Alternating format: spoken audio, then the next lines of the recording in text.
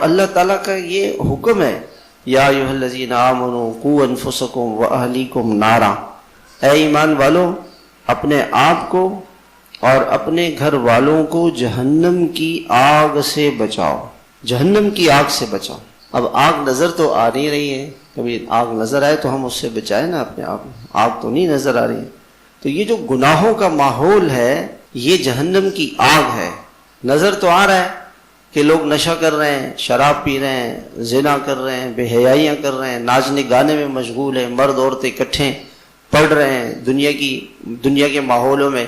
یہ جہنم کی آگ ہے، یہ دوزخ کی آگ ہے۔ کل پتہ چلے گا، آنکھ بند ہوگی تو پتہ چل جائے۔ ابھی کسی نے مجھے ایک ویڈیو بھیجی ہے، اس کو دفن کیا ہے، قبر میں اتارا ہے، ابھی اس کے اوپر سلیبیں نہیں رکھی ہے، قبر میں سانپ آ گئے۔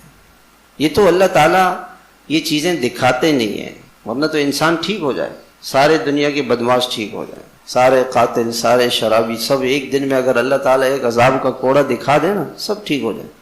یہ تو غیب میں اللہ تعالیٰ نے سب کچھ رکھا ہوا، یہ ہوگا۔